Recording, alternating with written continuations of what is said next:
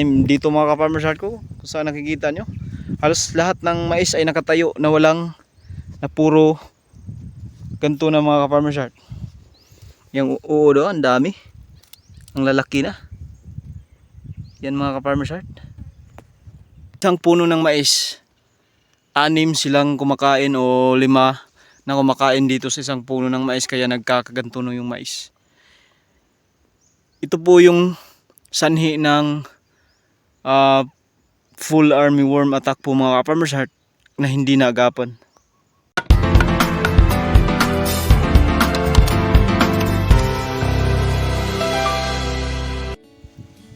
Good day mga ka-farmers heart, welcome to our channel. Andito po tayo ngayon sa mga maisan po ng ating kapatid na farmers para ipakita po sa inyo kung ano ba ang umaatake sa tanim na mais ng ating mga ka-farmers heart. So sa mga nakikita natin, ito po yung maisa ng ating kapatid na farmers. Nasa almost 2 hectares po itong maisan na ito. Yan po mga ka-farmers heart. Kung saan nakikita nyo ay failure na po ang maisang ito. Kung bakit ko ba nasabing failure? Kasi nga inaatake na po ng, ito po ay sobrang lala na full army worm attack. Full army worm attack po ito mga ka-farmers heart.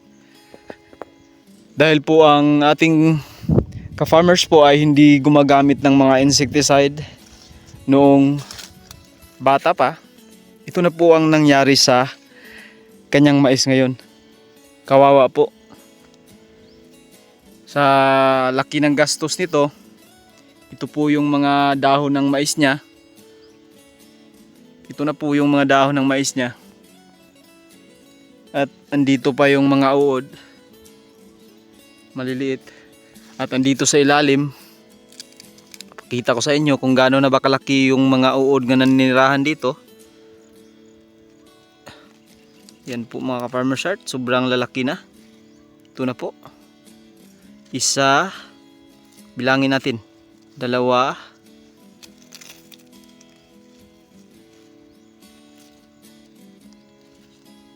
3,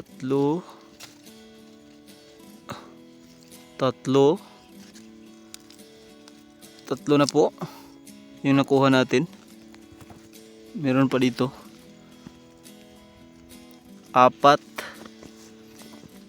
siguro mga 6 po doon pa sa ilalim mga ka-farmers heart.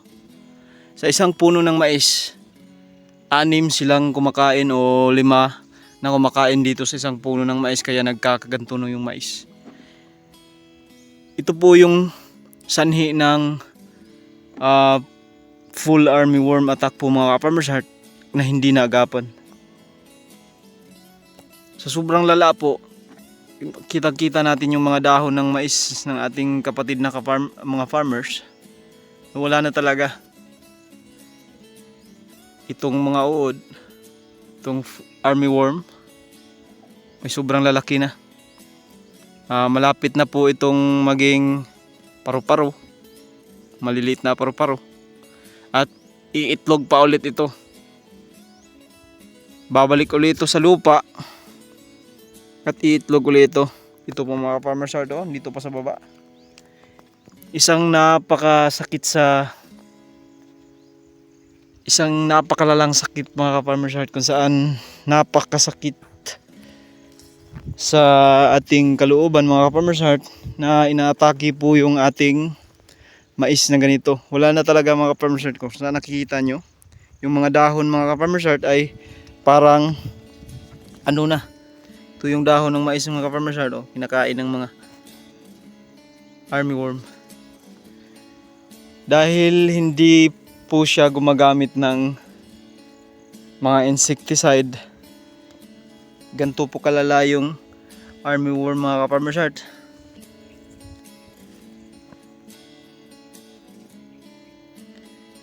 Yan po.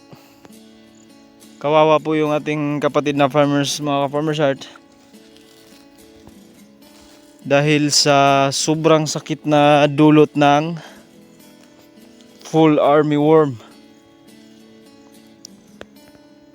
Alam nyo ba mga ka-farmer's heart na may gamot, may pangpatay naman dito, na may pampatay dito sa mga full armyworm na ito.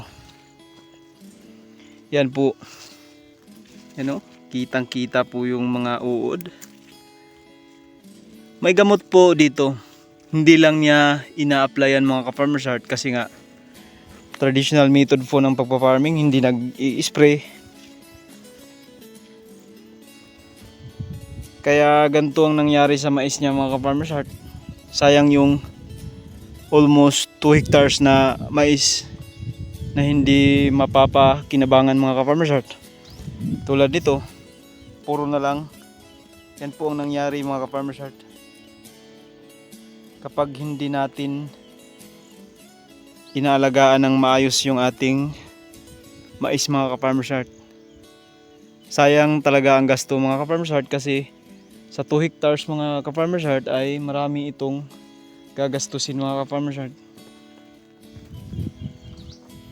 Yan po mga ka-farmer's heart, nakakaawa po.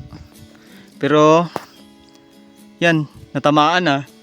Halos lahat naman ng mais dito sa amin ngayong season na ito ay natamaan talaga ng full armyworm. Yung akin, nagapan ko kasi pag nagsimula pa lang yung armyworm, yung maliliit pa, yung nasa dahon pa, yung pa kunting-kunting spot pa lang ng katulad nito, yung nasa dahon ay naagapan ko. Nakapag-spray agad ako ng mga gamot para mawala yung